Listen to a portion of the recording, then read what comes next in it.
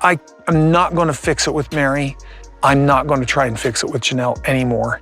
She's done with me. But she told you she's done? Yes.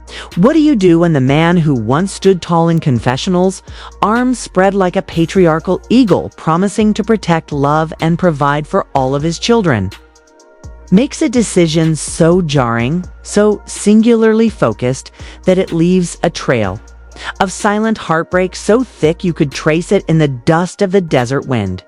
When the man who once called himself a spiritual head of household, someone who, despite controversy, insisted he gave love and fairness equally, quietly signs a deed that does not include a single wife, not even the one who sacrificed her reputation for him, not even the woman who was the last to believe in the fantasy of his plural vision, in the pine-laced hills of Flagstaff, under skies that seemed to dim a little in disappointment, the Brown family wasn't shattered by an explosive scandal, nor by another viral meltdown or televised screaming match.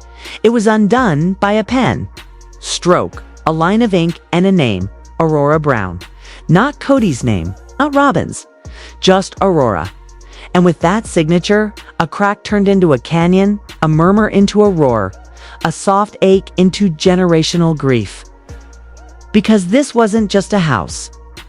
This was a symbol, a shrine to favoritism, to broken priorities, and to the unraveling of a dream that had long pretended to function.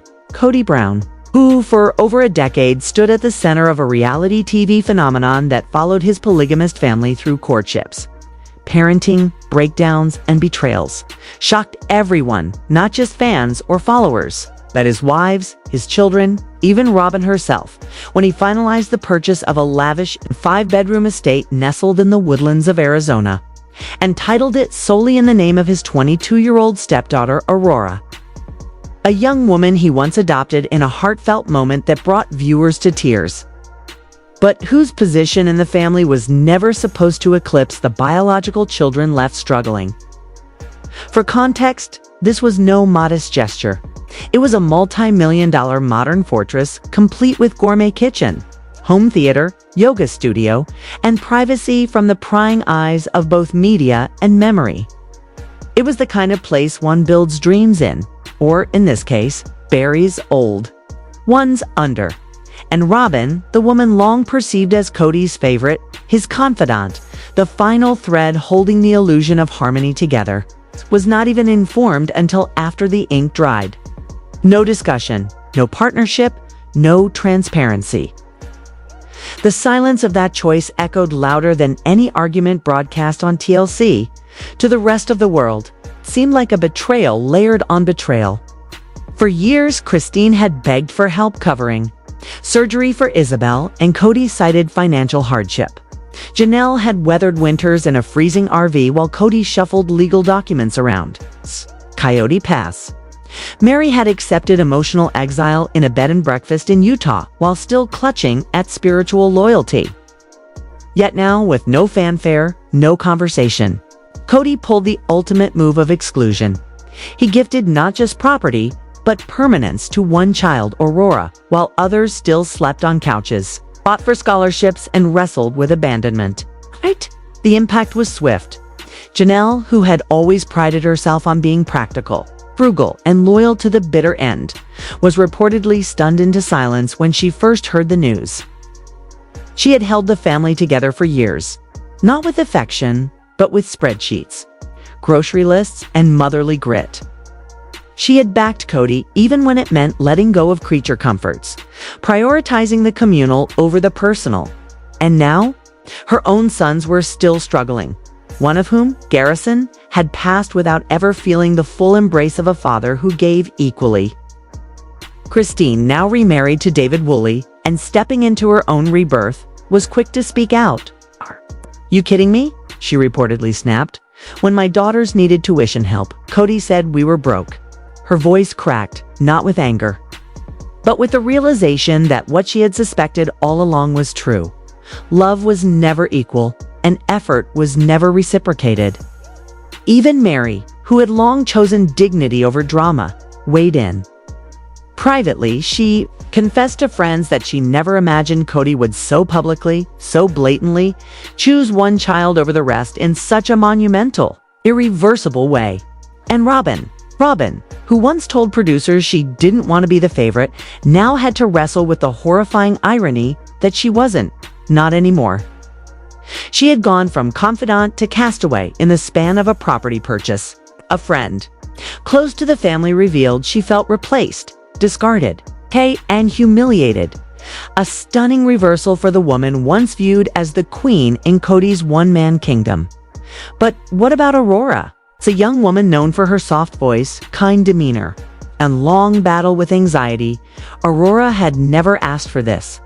According to insiders, she was stunned when Cody handed her the keys and sobbed in disbelief, repeating, "I don't deserve this." To her credit, she didn't gloat. She wept. She embraced her father. She thanked him profusely. And in a now leaked private conversation, Cody allegedly whispered, "You carried this family on your back without even realizing it. You deserve a place where you can breathe, a home that's just for you." It was touching, yes, but also tone-deaf. Because while Aurora may have supported her mom and siblings emotionally, so had many of Cody's other children. So had Savona, so had Peden, so had Leon, so had all those other quiet warriors in the background of chaotic camera angles. As for the fans, the reaction was swift and savage. Twitter exploded with commentary. Cody finally showed us who he is. And it's worse than we thought. Reddit threads overflowed with grief, anger, and exhausted mockery. So Robyn's not even enough anymore. One user mused, "He's replaced the wife and the kids in one go. At least he's consistent in his abandonment." On Instagram, one comment stood out like a dagger. "This confirms Cody never meant what he said about loving equally. Aurora didn't just get a house, she got the proof that the rest of them never mattered." Cody tried to salvage it with a public statement. He told a reporter from Daily Gossip, "Aurora never left me. When everyone else judged me, abandoned me, she stayed." This isn't about favoritism, it's about gratitude. But gratitude without equality, love without fairness, gifts without community. What does it amount to? A monument to selective memory. A mansion built on erasure. Meanwhile, Janelle finally whispered what fans had long feared she'd never say. "I don't think I want to do this anymore. Not out of spite, out of clarity." For the first time, she saw that peace didn't come from waiting for change. It came from walking away. And walk she did. Into her own space. A rental, modest but filled with her energy, her rules. She got her name on her lease. She chose the color of her own curtains. She sat in the sun and didn't flinch when Cody didn't call. Because she was no longer waiting for a man to realize her worth. She already knew it. And while the world kept spinning, the cracks in the Brown family became impossible to hide. Aurora's housewarming party was sparsely attended. Her siblings either refused or quietly distanced themselves. Robyn wept silently in the hallway while pretending to support it all. And Cody walked the echoing halls of the mansion. He didn't live in wondering why the sound of gratitude didn't fill the air like he thought it would. Because what Cody never understood was this: gifts don't fix abandonment. Money doesn't mend betrayal. And favoritism always comes at a cost. The sister wives family wasn't destroyed by external critics, reality TV exposure, or religious shifts. It was eroded by choices. Choices like these. Choices that favored silence over transparency, secrecy over solidarity. One child over many. And now, with Christine thriving, Janelle free, Mary healing, and Robyn disillusioned, Cody finds himself with fewer chairs at his table, fewer children returning his calls, and a narrative he can no longer control. So here we are, friends. Not at the end, but at the reckoning. The beginning of the truth being too loud to ignore. The sister wives saga has taken many turns, but perhaps none so shocking. None so painfully revealing as this quiet transaction that exposed a mountain of favoritism. Buried beneath the surface of a family that once preached unity, and as fans, as viewers, as people who've given years to watching this story unfold, we owe it to the Browns and ourselves to stop pretending this was ever about love being equal. It was about love being convenient, conditional, calculated, and now you watch as the final chapters are written, not in ink, but in real estate deeds and empty dinner tables. And that, dear viewers, is the heartbreak no one warned us about. This is Star Spill USA, and the fallout has only just begun. Just begun. Or how do you feel about that? What does the baptism mean to you then? This is my declaration to say that I love God and I'm put faith in him. And just when you thought it couldn't get any more surreal, just when the quiet thud of betrayal had already landed in the form of Cody Brown titling a luxury home in the name of his 22-year-old stepdaughter Aurora, bypassing not only his biological children but even his so-called soulmate wife Robyn, a new wave of drama detonated within the fragile shell of what remains of the Brown family. As if the ink on the deed hadn't dried fast enough to signal irreversible favoritism, the emotional aftershocks just kept spreading like wildfire through Flagstaff's pine-thick air, scorching everything once held sacred. The silence shattered when Cody, cornered by the rising tide of public backlash, fan fury, and press inquiries, decided to speak. He stepped forward in what some saw as damage control and others as delusion, defending his actions with the Akith, defining. He semjied with Akith. With a Kazin Kazi cornered when we saw what was seen with a quarter-wise of corner by Kumsud. Mike Corey inquest Connor Corey. Spenwire inquire and press inquiries decide to confend for some to confide Kades, Savidi, Kai Kade side Kade suffer RF. At the Kide with the agreed in dal concori do we get conside it can key with the size do we with you we see you sick and key to sack it to seft to such a sarith you to kick a kinkini kai to get with I with we if an a we to get at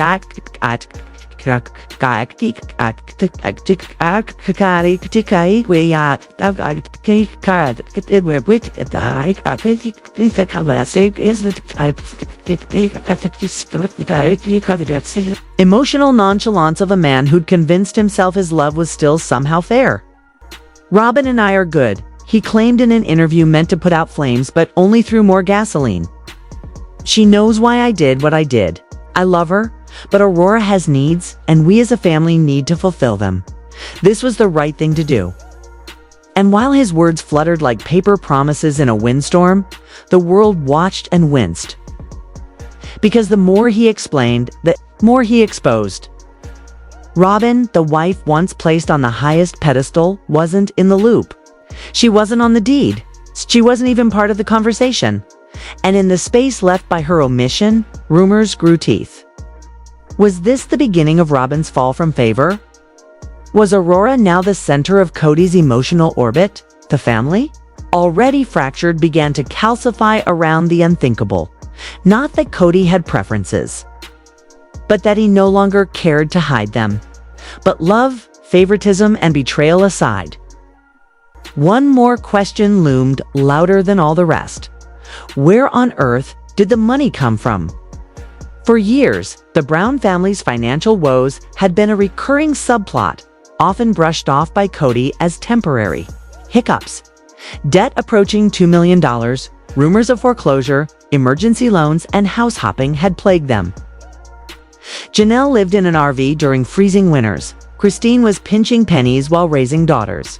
So how, and more importantly, why, was Cody suddenly able to buy a high-end mansion, complete with yoga studio and home theater, and gifted to one child, leaving the rest with little more than emotional IOUs?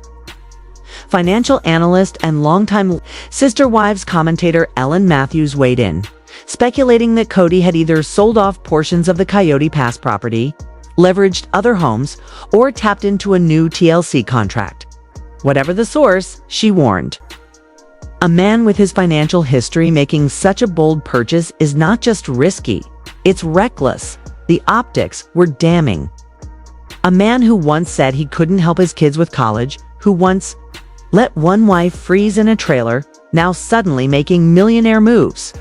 Fans weren't buying it. This isn't about Aurora's needs. One Twitter user posted, "It's about Cody's need to feel adored."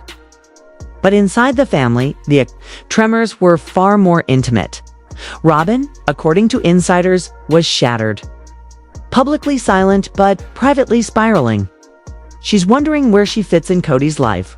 One source close to the family shared. She feels like she's losing him. First it was Christine, then Janelle, then Mary, and now it feels like he's replacing her too, only this time with her own daughter. It was a betrayal so layered that even fans sympathetic to Robyn began asking whether Cody's emotional compass was broken. She might be angry, the source added, but Robyn still loves him. And in the end, she knows he loves her too. Or at least she hopes. Because if Cody had chosen to act alone in this, not just financially, but emotionally, then what they had left was not a marriage, but a myth. And Aurora, sweet, sensitive, always emotionally attuned, Aurora found herself living inside that myth, a home that looked like a dream and felt like a burden. She didn't ask for any of this, the insider continued. She's overwhelmed, excited, but mostly drowning in guilt. She knows this house, no matter how beautiful, came with a cost. Several of her siblings, unable to stomach the blatant inequality, have reportedly cut her off completely, while she tries to enjoy the gift her father insists is well-deserved. Every room, every hallway echoes with tension she never asked to inherit. It's too much for one young woman to bear, the source added. It's caught in a family maelstrom she never wanted to be part of. Not like this.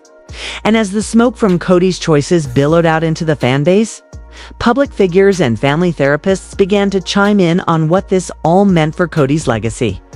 Dr. Mara Jameson, a renowned family counselor, gave a blunt assessment.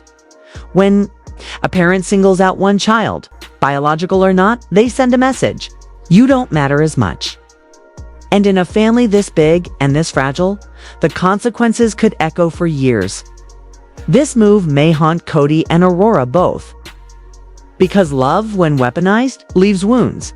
And perhaps no one has felt that wound more acutely than Mary Brown, who up until now had maintained a near monastic silence.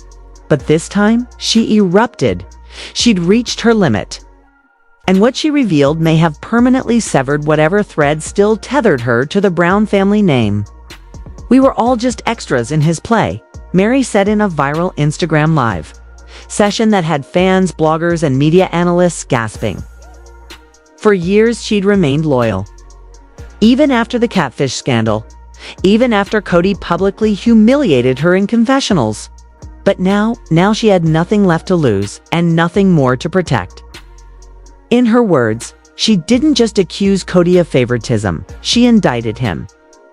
She laid bare the entire emotional economy of a man who had, in her words, treated Robyn's kids like royalty.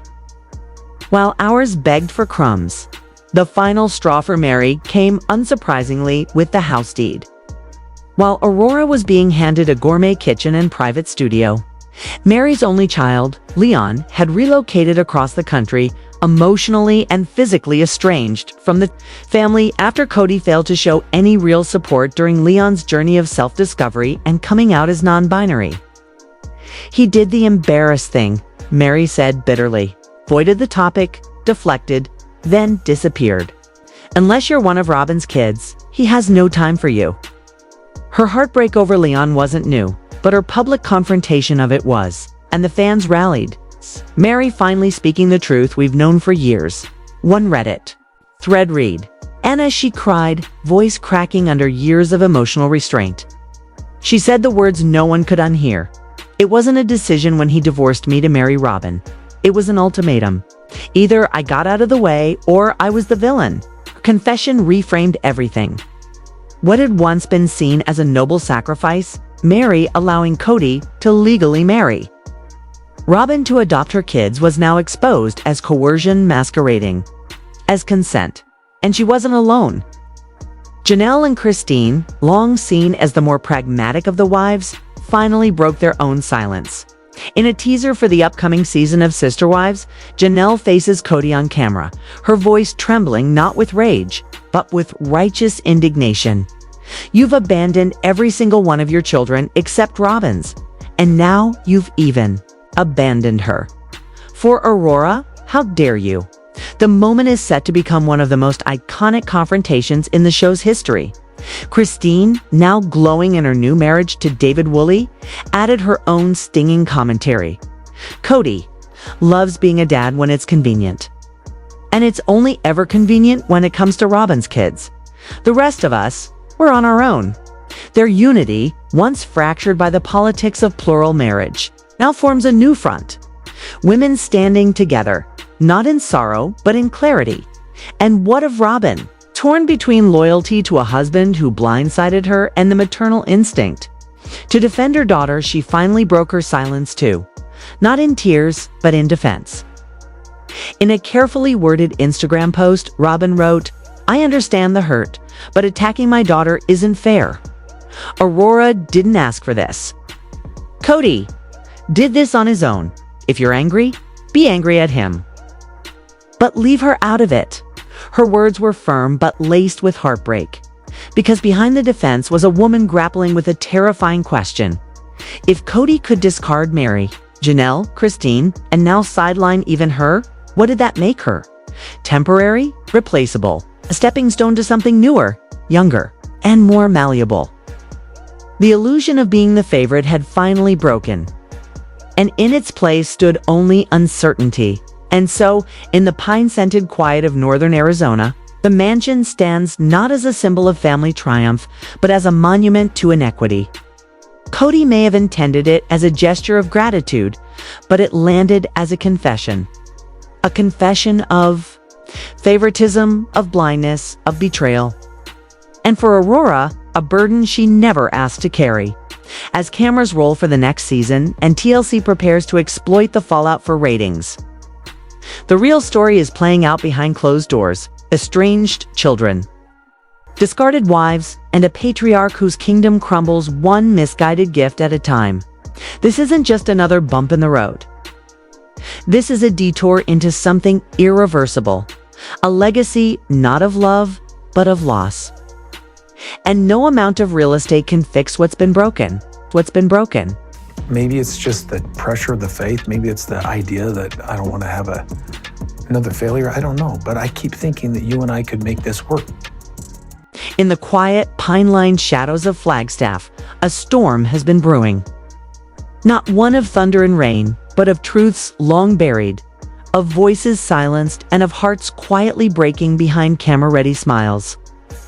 What happens when a man once praised for his commitment to family makes a series of decisions that fracture the very foundation he claimed to uphold? This isn't just another episode of Sister Wives. This is the unfiltered collapse of Cody Brown's legacy. It began, like many implosions do, not with an explosion, but with a whisper. A signature, a deed-won house placed in the name of Aurora, Robyn's daughter. A gesture so seismic in its implications that it shook not just the other wives, but viewers, fans, and the very children Cody once vowed to love equally. For years, we watched Mary wait in hope, Christine fight for joy, and Janelle hold the entire family together with calloused hands and quiet sacrifice. Yet when Aurora received a nearly $1 million home from Cody, with no discussion, no transparency, not even Robyn's knowledge, everything changed. Robyn, once the unquestioned favorite, left out of the loop. Janelle, living in RVs and rentals for years, now pushed past the brink. Christine, who begged for college help for her kids and was told they were broke, now furious. And Mary, who spent decades watching her child Leon fade into the background while Cody poured attention into Robyn's children, finally cracked the silence with a confession that ripped the veil off it all. We were extras in his play. Leon, who came out as non-binary, was met with Cody's disinterest, shame, his emotional absence, while Aurora, Brianna, Dayton, were showered with attention, support, and now real estate. Mary said she stayed silent too long, hoping he'd change, hoping the man who divorced her to adopt Robyn's children would someday circle back. But he never did. The favoritism, she said, wasn't just emotional, it was financial. Dayton's college, paid for. Aurora's car, bought her house. Gifted Leon, told to figure it out. It wasn't just parenting, it was punishment for not fitting Cody's vision. Robyn defended Cody publicly, saying he loves all his kids, but fans weren't buying it. Reddit exploded. Hashtags like hashtag justice for Mary and hashtag Cody plays favorites trended. Viewers who'd seen this favoritism play out over a decade felt vindicated by Mary's truth. Dr. Mara Jameson, a family therapist specializing in polygamous dynamics, confirmed what so many suspected. Cody's favoritism caused lasting emotional damage to his kids, leaving them feeling invisible, disconnected, and abandoned. Mary's words opened a floodgate, but Janelle's next move would send the waters crashing. After years of renting, living out of a camper on the fabled Coyote Pass, Janelle finally said enough. Cody had promised homes on that land, unity, a future, but delivered only disappointment and shifting priorities. While Robyn and Cody settled into a cozy house and then bought it outright, Janelle hustled, budgeted, and endured. She fed kids, paid bills, kept order, while Cody drifted. When she discovered he'd bought a house for Aurora without telling her or their kids, the betrayal became unbearable. "I've given enough," she said. "It's my turn now." She began searching for her own home, something modest, practical. Hers property records show she's looking in the $400, $5 range, far from the mansion Cody gifted Aurora. Her kids, especially Garrison and Gabriel, who Cody also distanced himself from, cheered her on. "You've done enough, Mom," Garrison reportedly said. "It's your turn." Cody didn't take it well.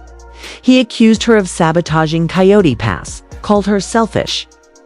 But Janelle didn't flinch. "You've been saying that for years," she told him, "and nothing's happened." Cody stormed out and hasn't spoken to her since. Robyn's private reaction: relief, no more competition. Publicly, she painted the collapse as miscommunication and hurt feelings, but fans weren't fooled. Social media erupted with praise for Janelle's courage. She became a hero to women everywhere who've stayed too long, waited too much, hoped too hard. One fan wrote, "She's not buying a house. She's reclaiming her life." Another said, "Janelle's not moving out, she's moving on." Janelle's financial independence didn't come overnight. She worked real estate, sold wellness products, and lived within her means, while others lived lavishly on TLC money. Financial expert Ellen Matthews described her as smart, disciplined, and practical, the polar opposite of Cody, whose debts and overspending have long plagued the family. Now, Janelle's poised to close on her new home within months. TLC cameras reportedly followed her through the process, from viewing properties to the tearful moment she told Cody, to standing on a porch and whispering, "This is mine." In a recent Instagram post, she declared, "Sometimes you have to stop waiting for someone to save you and save yourself." Fans roared in response. Meanwhile, Cody's once boasted ABBA legacy continues to crumble. His older children, Garrison, Gabriel Peden, even Michael T., have allegedly severed contact. "They don't return texts, don't answer calls, they're done," said one family insider. "They feel betrayed. There's no going back." At home, Cody's life with Robyn and her kids continues as a separate, oddly insulated unit. "It's like two different worlds," someone close to the family said. "There's Robyn's world, and then there's everyone else. What happened to the unity he preached? The family he said would grow old together." Mary says she knows now it was all for show. She's launched a new business, runs women's retreats, and spends her days traveling, healing, helping others find their worth after emotional betrayal. I stayed too long, she admitted, but now I'm free. Her message echoes loudly. You can rebuild, can find yourself again. And as for Cody, he released a vague statement claiming he loved all his kids equally and denied the favoritism accusations. But fans and family alike said, the receipts don't lie. TLC is already teasing the fallout in the upcoming season. In one leaked clip, Janelle confronts him. You abandoned every child that wasn't Robyn's. In another, Mary tells him point blank, you think you're a good dad? You're not. You discarded us.